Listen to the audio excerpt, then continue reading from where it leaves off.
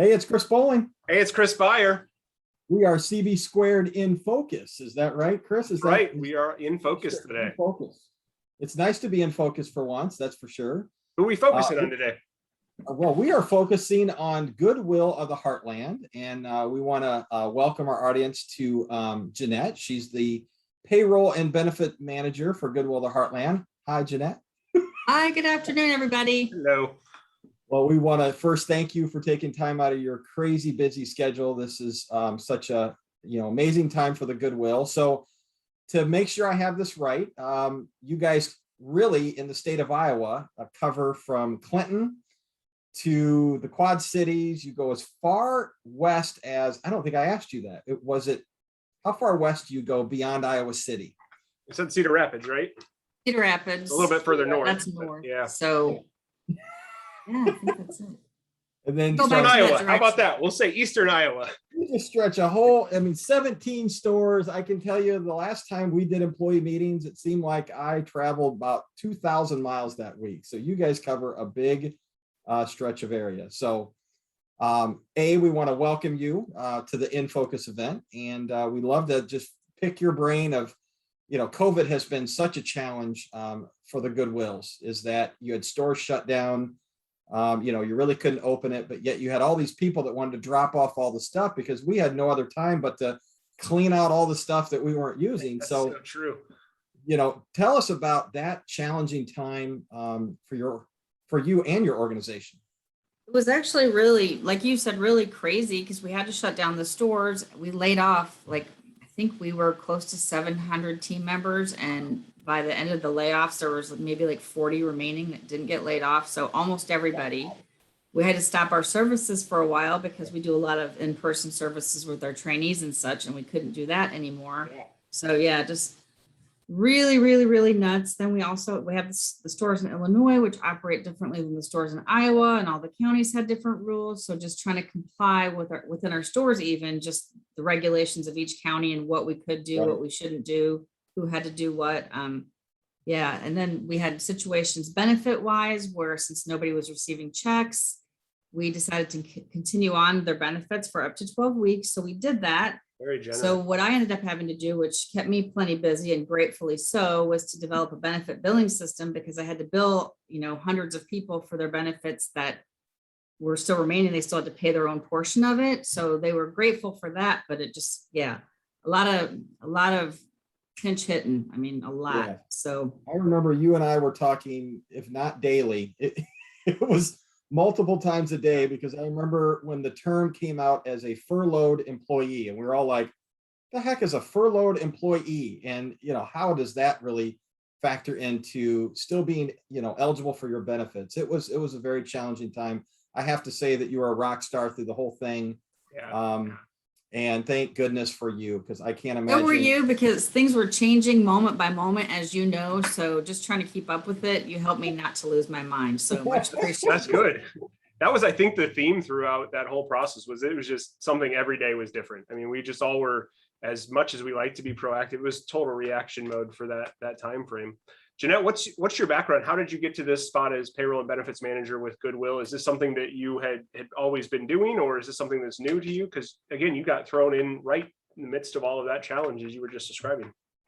Yeah, I actually am not new. I just celebrated my 32nd anniversary at Goodwill. So I started when I was 4 years old. That's so right. That's right. But I actually started as an accounting clerk. So I just did little pieces of other people's jobs, kind of. And from there, I got promoted to payroll. And from that, I got benefits added. And then after that, I got a supervisory role. So it just sort of developed over the years, because we're super good about promoting within and giving the people that work here a chance. So I was luckily part of that, and we see it every day. Wow. So I know you guys have the vegetable oil project going on, but outside of that, what do you think is the most exciting project that you're going to be working on here, either throughout 2021 or just, truly over the next 12 months? Well, I don't know if you heard, but we were fortunate enough to get a $10 million endowment given to us by Mackenzie Scott. Yes. So a fabulous, fabulous, generous gift.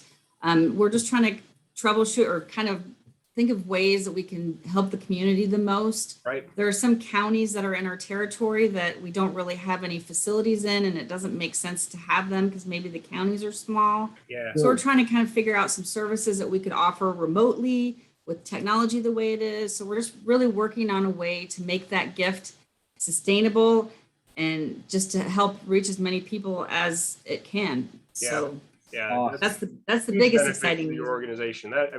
That's enormous gift. That's wonderful. Yeah, absolutely. So as So- you're looking at employees that are working for the Goodwill of the Heartland, what's that reason that they come to you? You know, why do they come and work with your organization, and why do they stay? What's kind of that mission behind an employee wanting to stay, or your long-term stint when you started at age 4? Interesting. It's interesting that you asked that because I was just in a meeting a couple of weeks ago where we discussed that very thing. And most of it, what came out of that was that most people started for the paycheck, unless you are more specialized, like a social services kind of person. Right. But like a lot of the retail folks, they need to pay their bills. So they come as a paycheck for the paycheck. Then they get to work with the trainees and see the different programs that we offer. And, you know, they just love what we do, love our mission. So that's why they end up staying. And for me, it's pretty much the same. I mean, when I was 4 and I got here, I just needed to pay my bills that I had when I was 4. So It's a hard life my at 4, story, isn't it? my story is losing credibility really fast now, isn't it? That's all right. It's nice and relaxed. We're having fun. So we know that you are a great organization, but help our audience understand just some of the opportunities for employment. I mean, just like every employer right now, it is hard finding anybody, but you know, why would somebody want to come to work for Goodwill? And then what are some of those job opening positions that you are desperately in need for? You know, I think anybody trying to reach their full potential should consider Goodwill because we really do have opportunities in all departments, especially retail is a huge area of opportunity right now. We do an excellent job of promoting within, like I mentioned earlier. And actually, point of fact is our president started out as a job coach. So that just goes to show you, like, you know, we're all about promoting people. We're about, you know, advancing their careers, doing what makes them happy and passionate, what they're passionate about. So I just see more than anything, I see the promoting within time and time again.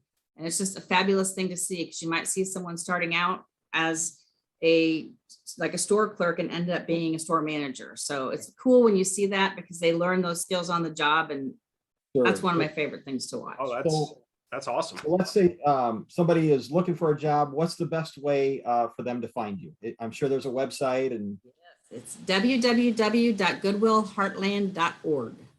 Goodwillheartland.org. Fantastic. We've got one more question for you, Janette. As you've spent your time in your career and continuing to work with Goodwill, is there a quote or is there kind of a philosophy that you've lived by that's helped you be successful and helped you live out that mission in your job? Something you want to leave us with? I don't really have a quote, but I did have a mentor, and I was fortunate enough for that to be my current boss. Awesome. She would never ask me to do something that she wouldn't do for herself. And I will tell you a short story of a great example of how she earned my respect when I first started working there. We were having kind of tough times, and so it was common that we would go to different areas to help other people out if they were short-staffed. Right. So one day, her and I got sent to one of the stores, and we came upon a bathroom that needed cleaning, and it was a disaster that I won't describe to you. And I had my gloves and the stuff and everything ready to go in and just, you know, trying to hold back the, and she said, no way, I'm doing this. So she grabs all the toilet stuff, takes it all, goes in and So anyway, I thought that was pretty cool she could have easily sent me in to do it on my own and not said a word about it, but she earned my respect early on. So that's kind of a moment that I wouldn't forget. Tammy is amazing. Great leadership. No doubt.